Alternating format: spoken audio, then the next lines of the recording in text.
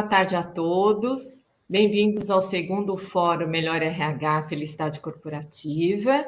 E eu tenho o prazer de estar aqui hoje para conversar, facilitar um bate-papo aqui com dois especialistas, que é a Neivia Justa, que ela é líder de Cultura, Inclusão e Diversidade da United Health Group, e com o Dr. Luiz Soldan, que ele é Head de Programas de Saúde Mental do Einstein. Boa tarde, obrigada pela presença de vocês. E nós vamos dar continuidade aqui ao fórum, num painel bem interessante aqui, que vocês com certeza, atuando aí na área de saúde, diversidade, inclusão, vão poder nos ajudar bastante. E o nosso tema é assim: como é que hoje a gente constrói espaços seguros, redes de apoio para a promoção de autoestima e de bem-estar emocional dentro das organizações? Isso é um tema que tem sido muito debatido ultimamente, não só por conta da pandemia, né, de toda essa mudança que houve nas relações, no trabalho remoto, mas também tem sido, nos últimos anos, um tema de preocupação das empresas.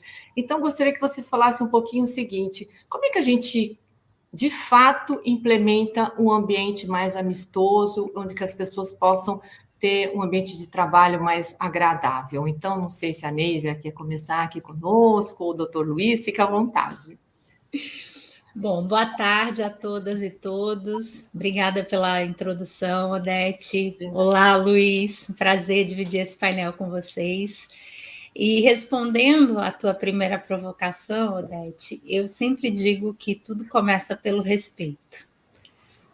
Um ambiente verdadeiramente inclusivo, ele pressupõe que as diferenças entre as pessoas são respeitadas e que as pessoas são respeitadas por serem quem elas são. Isso é muito bonito na teoria, isso é muito bonito no discurso.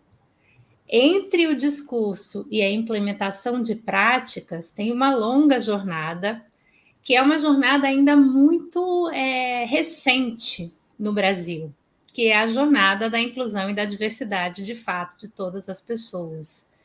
E a gente está, algumas empresas mais avançadas, outras começando, outras ainda nem despertaram para essa necessidade, a gente está em todos os estágios possíveis quando a gente pensa em empresas e a realidade das empresas. O que acontece e que eu também gosto muito de trazer, além do respeito, é importante que a gente aprenda a desenvolver empatia. Empatia por quem é diferente da gente. E, tradicionalmente, o mundo das empresas sempre privilegiou um tipo de pessoas, que são os homens brancos, heterossexuais, cisgêneros, sem deficiência. Então, construir empatia por quem é diferente desse padrão é a nossa grande jornada, e combater os nossos preconceitos e vieses inconscientes, que a gente também fala muito disso. Então, eu diria que a gente tem aqui muito tema para debater. Eu vou endereçar uma outra pergunta aqui para você, Neivia, para você comentar com a gente, se você puder simplificar um pouquinho, né, dentro da UHG, como é que vocês têm tratado isso, né? Você tem algum exemplo de como, ou se existe aí uma política, ou se existe um programa, né, já estabelecido dentro da empresa? Como é que a empresa tem que se organizar para ter esse acolhimento, para que as pessoas que estão aí não tão representadas dentro da companhia, né, possam sentir que estão num ambiente acolhedor e que estão ali como qualquer outro grupo, né, grupo talvez numa representatividade maior, mas que elas possam ser ouvidas e que tenham um bom ambiente de trabalho. Conta um pouquinho para a gente como é que isso funciona na UHG. Claro, um prazer. A nossa jornada na UHG de Inclusão e Diversidade começou em 2018. Então, a gente está no 5º ano dessa jornada. E como todas as empresas, a maioria delas, a gente começou com a criação dos grupos de diálogo, ou como comumente se chamam, os grupos de afinidade. Hoje nós temos 6 grupos de diálogo dentro da empresa. Um grupo que se chama Nós por Elas, que trata da equidade de gênero. um grupo que se chama Melanina, que trata da equidade racial, um grupo que se chama Pride, que trata de todas as questões da comunidade LGBTQIA+, um grupo que se chama Caleidoscópio, que não é tão comum na maioria das empresas, onde a gente trata de multiplicidade cultural e nós focamos em religiosidades e regionalismos. Temos um grupo que se chama Mais Eficiente, que olha para todas as questões da inclusão real de pessoas com deficiência. E temos um grupo que chama Nossa Idade, que começou olhando para a questão das gerações e que a gente, nesse ano, está evoluindo até por uma questão de propriedade, de estarmos no mercado de saúde, de tratarmos da discussão sobre como podemos ter um envelhecimento saudável em todas as gerações, porque nós passamos a envelhecer no dia que a gente nasce. E a gente parece que não tem consciência disso e só começa a pensar nisso quando passa ali dos 50, dos 60. Então, a gente está evoluindo nesse assunto. Dessa maneira, que é a maneira, como eu disse, que a maior parte das empresas começa, a gente cria os grupos para acolher essas pessoas que são minorias nas empresas, para que elas tenham um ambiente seguro, de segurança psicológica, onde elas possam tratar das questões, das barreiras, dos desafios, dos vieses inconscientes, dos eventuais preconceitos que elas sofrem dentro do mundo corporativo e elas possam se fortalecer e, a partir daí, começar a trazer essa discussão para toda a organização e influenciar nas políticas, nos benefícios, nos salários, em todas as questões. Então, a gente está nessa jornada que a gente começou lá em 2018. Ah, que bacana. Doutor Luiz, acho que você já consegue, né, nos ouvir, falar. Espero que sim. Sim! Bem, agora perfeito. Obrigado, Odete. Imagina, seria bom se você pudesse comentar um pouquinho com a gente, né, dessa questão da inclusão psicológica, do acolhimento, do bem-estar dentro do ambiente de trabalho, né? Vocês são uma grande instituição de saúde, né? E eu imagino que tem uma preocupação grande com isso também, mas o que você poderia compartilhar conosco aí do momento do Einstein nesse assunto? Perfeito, Odete. Acho que de forma parecida com o que a Nívia trouxe, né? Dentro do Einstein, a gente vem com essa preocupação já tem um tempo também, desde 2018, 2019, aumentando talvez esses espaços de diversidade, de inclusão, criando a estratégia de grupos de afinidade, né? Bem parecido com o que ela traz nos grupos de diálogo, né? Acho que são estratégias bastante semelhantes, justamente porque a gente entende que um ambiente de inclusão, ele parte da premissa básica do respeito, mas principalmente, até como a Nívia trouxe, né? Mas principalmente da confiança e da criação da segurança psicológica, né? Então, justamente, o que é segurança psicológica para a gente lá dentro? É você poder correr riscos interpessoais sem o medo de uma punição. Ou seja, de você poder falar exatamente aquilo que você pensa, de você poder contribuir, de você poder partilhar, independente da hierarquia da organização, e que a gente entende que, de fato, muitas vezes essa hierarquia demora muito tempo para ser trabalhada, modificada, mas que mesmo com todos os estratos hierárquicos, muitas vezes necessários para as corporações e para as organizações, a gente entende que é possível, de fato, um ambiente cada vez menos punitivo, né? E para isso, a gente vem trabalhando muito a desestigmatização da falha, né? O quanto que somos falíveis, o quanto que somos humanos, o quanto que cada um de nós pode contribuir de diferentes formas, com diferentes opiniões, e ainda assim podemos partilhar, né? Na sociedade de hoje, que a gente vive um mundo tão polarizado, né? Tão radicalizado, tão extremista, é extremamente importante que a gente possa, ao invés de construir muros, né? Construir pontes com as quais a gente possa, de fato, se comunicar.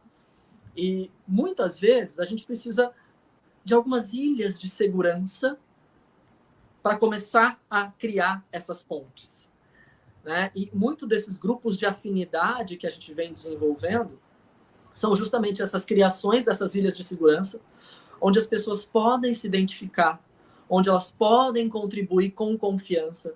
Talvez inicialmente a gente não tenha um espaço de segurança psicológica na organização toda, mas a gente tem algumas ilhas de segurança psicológica, onde a gente se sente fortalecido e consegue levar isso para fora. Né? Então, para de fato conseguir incluir, muitas vezes a gente precisa, vamos se identificar, vamos criar essa identificação, vamos criar esse grupo uníssono que está alinhado conceitualmente para que a gente possa, então, levar para fora. Né? E como head de saúde mental, né, muito do que a gente faz é justamente tentar criar uma transversalidade, inclusive relacionada à saúde mental em todos esses grupos. Grupos minorizados, muitas vezes, são muito mais vulneráveis. Sim. Né? E estão mais expostos a agressividades, mais expostos à violência. E por isso, o tema da saúde mental ele é transversal. Mas cuidar também da psicofobia, cuidar também do preconceito, do estigma que existe relacionado aos transtornos mentais, por exemplo, também é algo que a gente vem cada vez mais aumentando a nossa preocupação lá no Einstein. Acho que é muito parecido com o que a Neivia trouxe, né, Neivia? Sim, sim.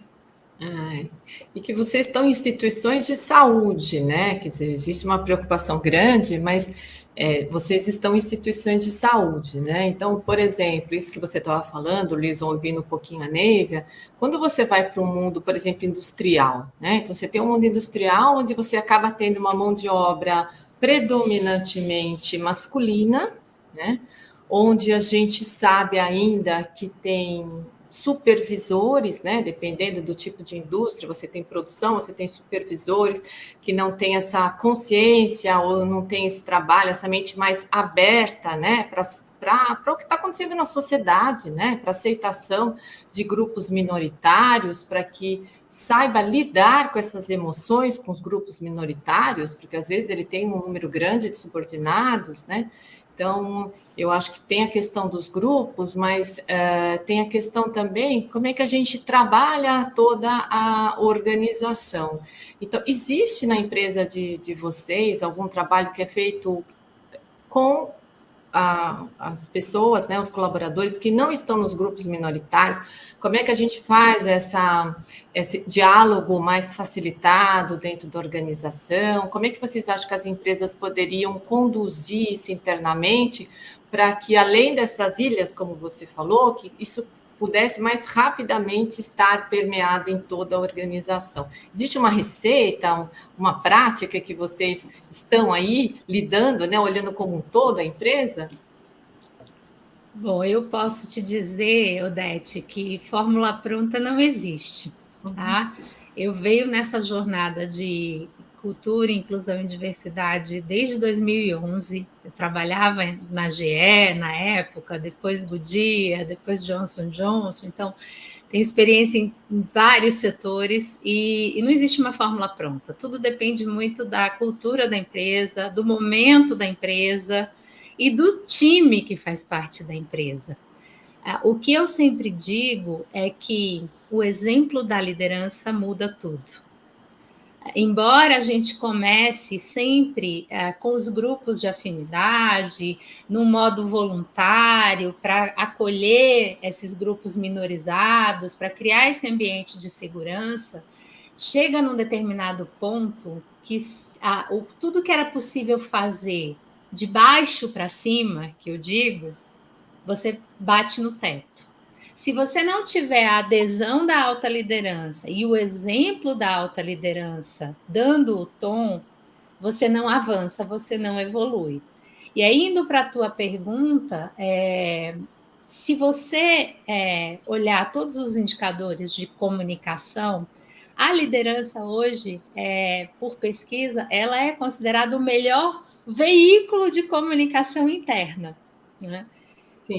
Então, se você tem uma conversa, você líder, com o teu time e você conta para o teu time o quanto isso é estratégico, o quanto isso é importante para o futuro da organização, o quanto você, de fato, incluir a diversidade da sociedade para a qual a gente trabalha vai garantir que a gente vai continuar inovando e que a gente vai ter sustentabilidade de negócio, claro, falando adequadamente para cada público na medida do entendimento de cada público. Aqui eu estou sendo uma linguagem super sofisticada, mas você tem que adequar a tua comunicação para cada público.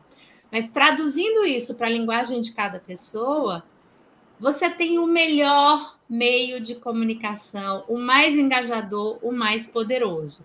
Eu diria que hoje o grande desafio da maioria das empresas é conseguir esse engajamento da alta liderança, que eles sejam um exemplo transformador da realidade. Eu sempre digo, quem ocupa uma posição, tem aquela frase que diz que com grande poder vem também grande responsabilidade. Sim. Então, essa alta liderança tem que usar o seu lugar de poder com responsabilidade para transformar a realidade e para, de fato, criar uma cultura inclusiva. E isso pode ser no ambiente industrial, no ambiente de hospitalar, pode ser em qualquer ambiente.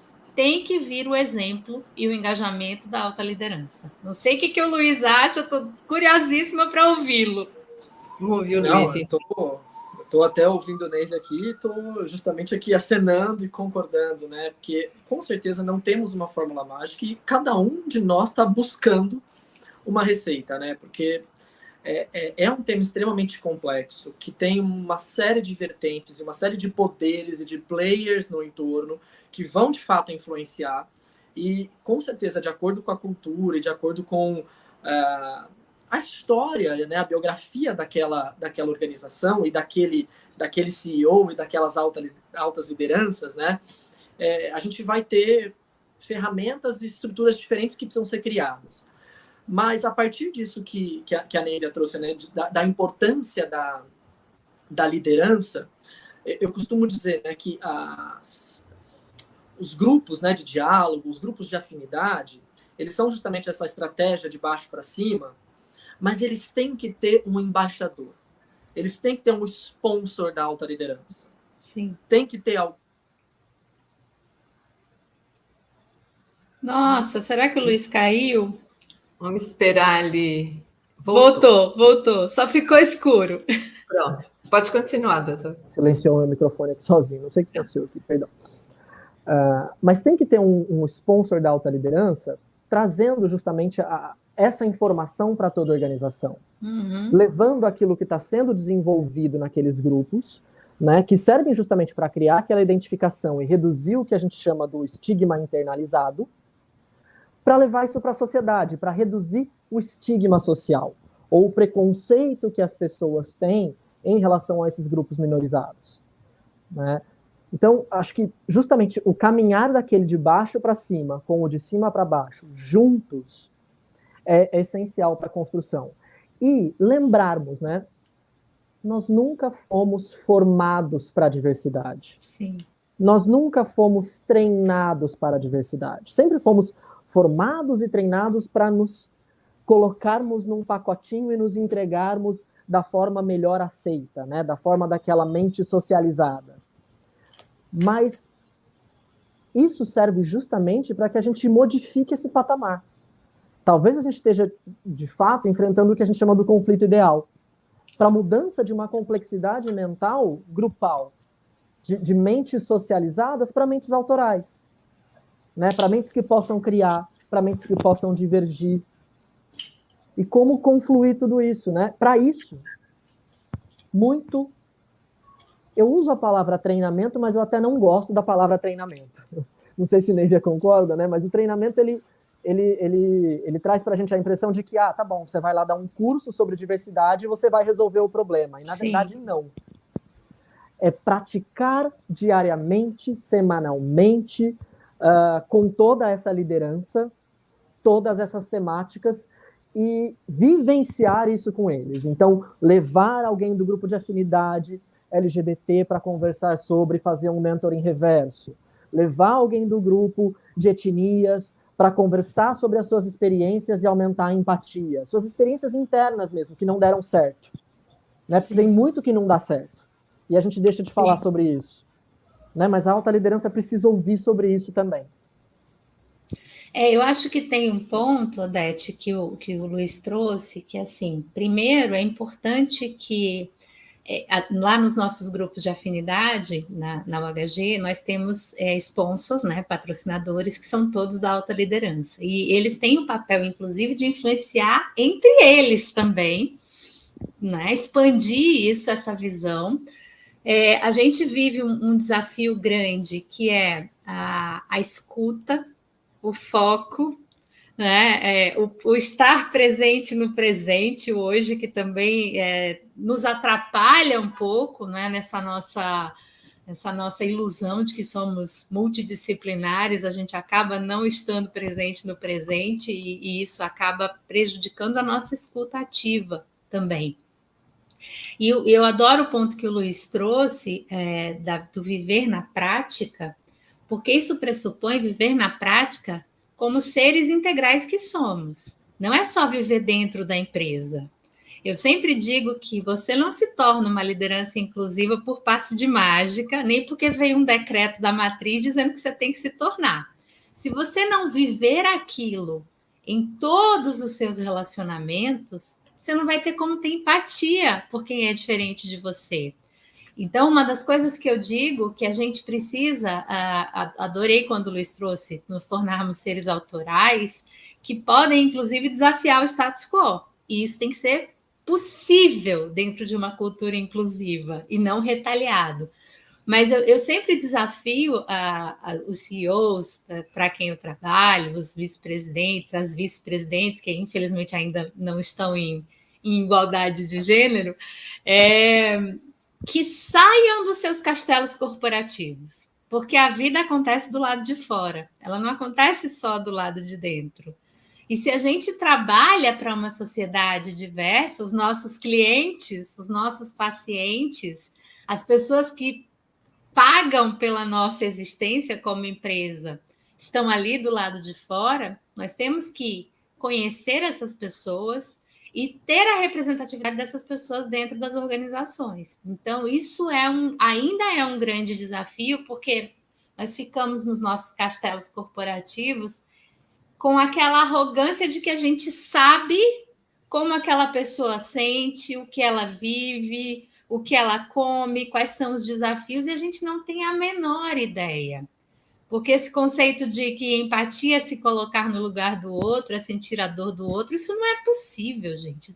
Doutor Luiz vai saber melhor do que eu. Dor é uma coisa pessoal e intransferível. Com certeza. Né? E se colocar no lugar do outro também não é possível, porque eu não sou o outro. Eu sou eu, com as minhas histórias, com as minhas vivências, com os meus traumas, com os meus desafios. Mas se a gente entende o que a pessoa está passando e nós tivemos algum sentimento parecido, a gente consegue ter a empatia, essa conexão, e consegue entender e ajudar e incluir. Você falou uma coisa importantíssima, né? Apesar de a gente estar falando aqui num foco corporativo, mas na verdade é tudo muito integrado, né? Porque a partir do momento que você está numa organização, que você tem seus grupos, fora do ambiente corporativo, você também tem essa sociedade, né? Então, assim, é muita da postura, né? De como é que você se relaciona no seu dia a dia, não só dentro da empresa, mas também com pessoas de seu relacionamento, né? Pessoas que estão ali à sua volta, né? Então, é uma coisa muito integrada a isso, né? E aí, um outro ponto também, Neiva, que você falou, e aí eu queria ouvir um pouquinho de você e do Dr. Luiz, é assim, existe uma representatividade pequena dos grupos minoritários numa alta liderança.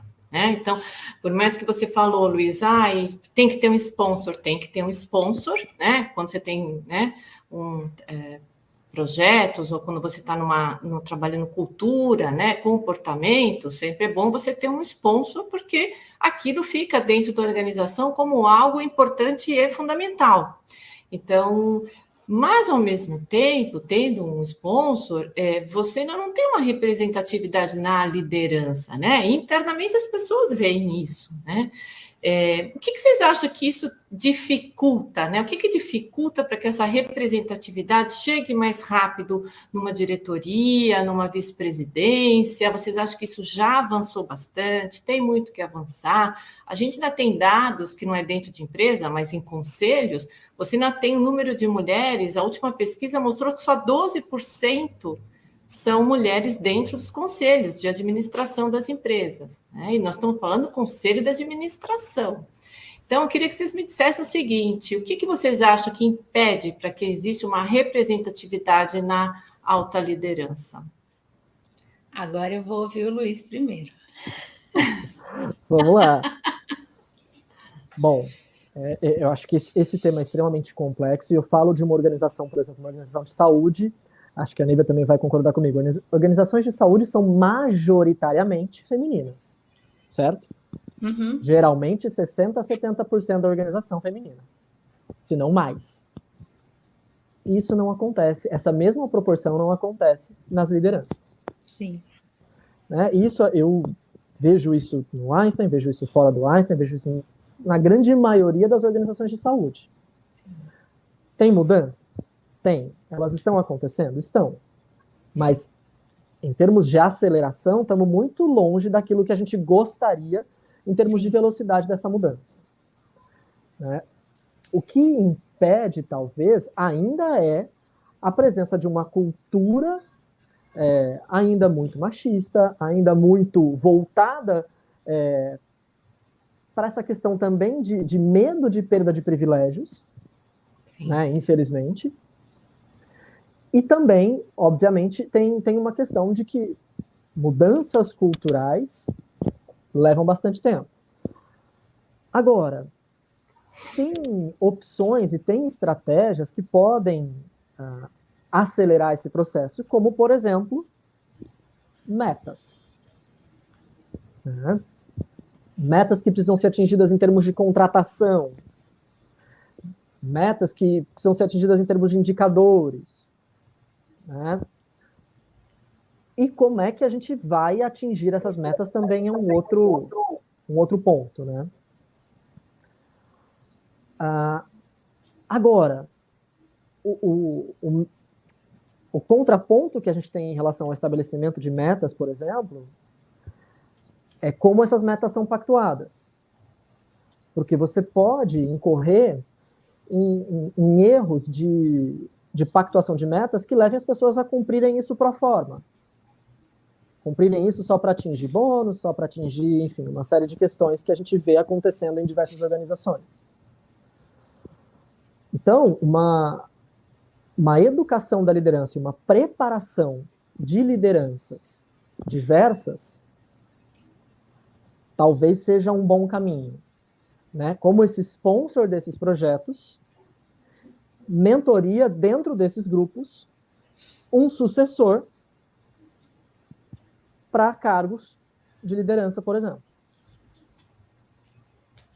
Não sei se Nívia está de acordo. Sim, aí. Sim, concordo. Eu diria que o que mais... Eu concordo totalmente que as mudanças, sem dúvida, estão acontecendo. Se a gente olhar para os últimos 50 anos, a gente nunca viveu uma realidade tão diversa nas empresas quanto a gente vive hoje. É suficiente? Não. Nós estamos avançando na velocidade e na intensidade que nós precisaríamos avançar? Não. Essa cultura machista e essa predominância de homens brancos, heterossexuais, na imensa maioria das posições de liderança, atrapalha? Sim, atrapalha. Mas eu sempre faço uma ressalva, que eu digo, esses homens não necessariamente eles têm consciência disso. Porque foi assim que a sociedade mostrou para eles que era o caminho certo. E eu sempre trago o meu exemplo, gente, eu fui inconsciente até 2014. Por quê? Porque eu precisava dar certo no mundo corporativo e eu comprei o mundo corporativo como ele se apresentou para mim. E eu joguei do jeito que dava para jogar e fui me incluindo do jeito que era possível, com todos os desafios, as barreiras e todos os vieses. Então, quando eu tomei consciência de como o mundo era desigual, eu comecei a trabalhar em prol dessa inclusão e dessa desigualdade. Então, como é que a gente acelera o processo de conscientização desses homens? E aí, para mim, a comunicação com eles é absolutamente crucial. Saber entender como o seu interlocutor raciocina e como ele se sensibiliza em relação a esses temas, sem que ele se sinta vulnerável, ameaçado, é absolutamente crucial nessa jornada. Porque a partir do momento em que você consegue sensibilizar um homem que está numa posição de CEO, de vice-presidente ou de conselho, você ganha um aliado. Um aliado que descobre que aquilo vai ser bom para ele também. Vai ser bom para a empresa, vai ser bom para ele, vai ser bom para todo mundo. Então, a gente tem... E isso não é um embate.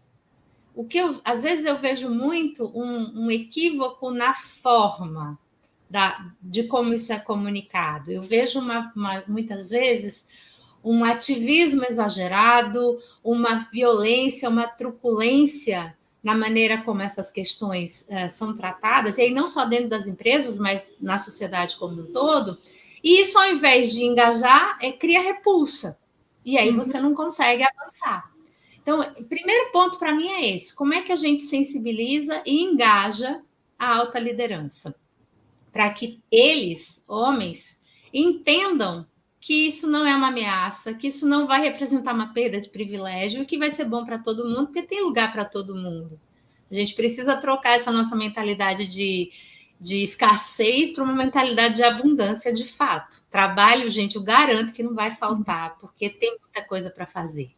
E aí, a segunda coisa, que eu sou uma árdua defensora também, é a questão das metas. Mas metas smart, como a gente fala, né, que são específicas, que são mensuráveis, que são atingíveis, e entre todas as coisas, e que reflitam no bônus desses executivos. Se não refletir no bônus, não avança. É que nem, gente, a gente aprendeu a usar cinto de segurança, não é porque a gente achava que era legal. A gente aprendeu a usar cinto de segurança porque a gente tomava multa se não usasse. É a mesma lógica. Você não aprende só pelo amor, só porque é a coisa certa a ser feita. Você aprende também, infelizmente, a gente vive numa sociedade, numa cultura que você precisa ter um elemento de punição para que as coisas andem mais rapidamente. Então, eu sou total defensora. E aí tem uma questão que a gente não falou aqui ainda, que muito se fala, eu escuto muito de homens brancos em posição de liderança, quando a gente fala de meta, que diz assim: eu sou contra a meta, eu sou contra a cota, porque eu sou a favor da meritocracia. Você nunca ouviu isso, Luiz?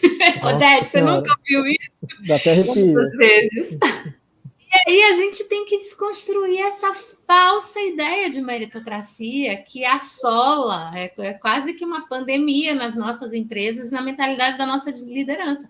Também sou defensora da meritocracia, desde que as condições sejam iguais para todo mundo.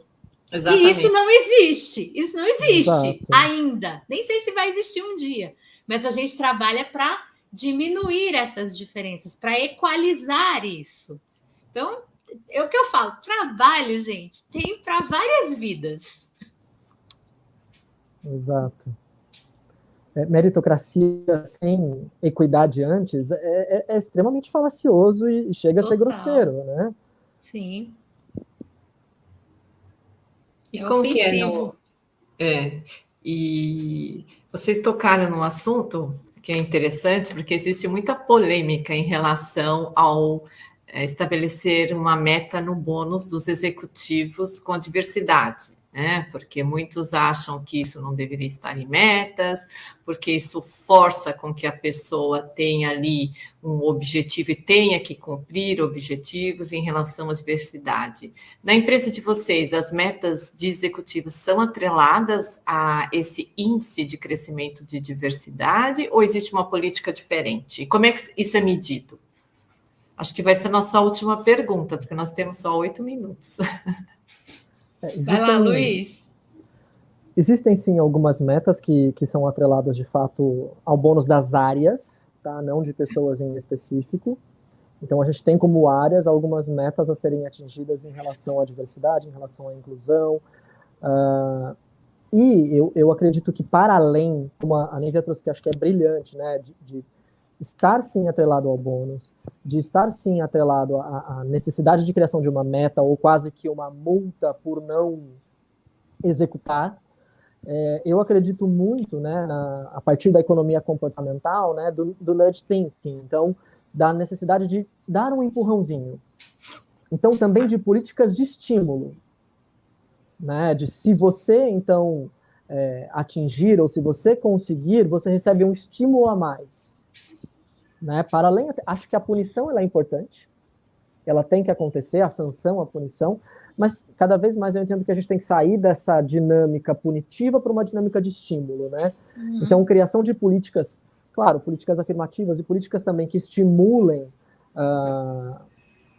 ultrapassar essas metas, ultrapassar esses bônus, isso talvez nos dê uma aceleração aí e nos auxilie. Na nossa organização, a gente tem o cumprimento a necessidade de cumprimento dessas metas atreladas a bônus, mas eu acredito que a gente precisa ir um pouquinho além disso ainda, né, através dessa teoria do empurrãozinho aí, do nudge thinking.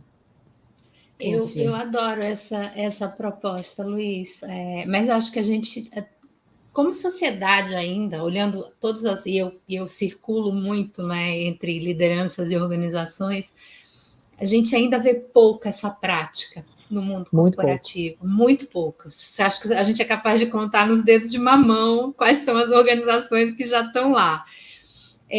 Te respondendo, Odete, na UHG nós temos sim metas atreladas ao bônus, é o que a gente chama de People Leader Goals, né? Então, são metas para as pessoas, líderes de pessoas. Quem tem pessoa no time tem metas que a gente evolui de ano a ano, né? Então, começamos com metas bem modestas, né, para ir azeitando a máquina, e já estamos com algumas metas já mais corajosas, mais arrojadas, e sempre priorizando quais são os grupos minorizados que são os mais relevantes para o nosso momento e olhando isso de uma maneira interseccional.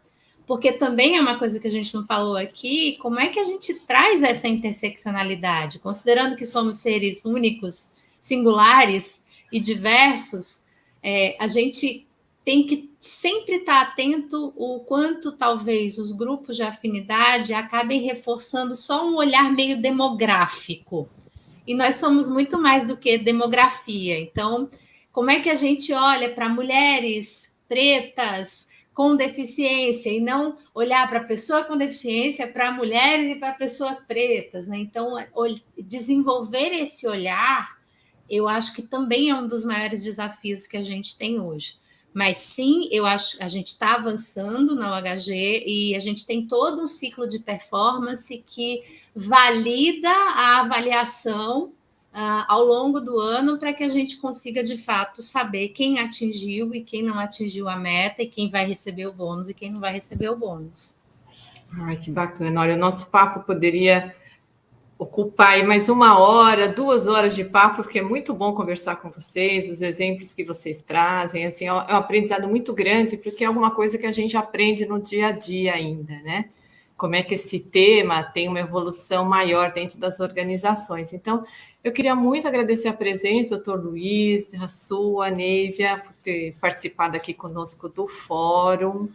O fórum continua, né? Ainda temos outras palestras aqui durante o dia. E vou convidar os nossos ouvintes a aderirem à campanha da Casa Hope, porque o nosso fórum tem o propósito de ajudar a que a gente consiga um leito a mais, né, para o tratamento de crianças na Casa Hope. Então, é só aproximar o celular aqui do QR Code e rapidamente a gente consegue fazer uma contribuição também. Então, em nome do 2º Fórum de Felicidade Corporativa, agradeço a presença de vocês e desejo muito sucesso e que esse tema, assim, avance bastante nas organizações também, porque a sociedade agradece, né, toda essa inclusão que a gente possa oferecer aqui para a gente ter um ambiente de trabalho e um ambiente também onde a gente possa viver de uma maneira mais igualitária. E um grande abraço para vocês. Muito obrigada, Odete. Muito prazer estar com você aqui, Luiz. Prazer enorme, Neiva.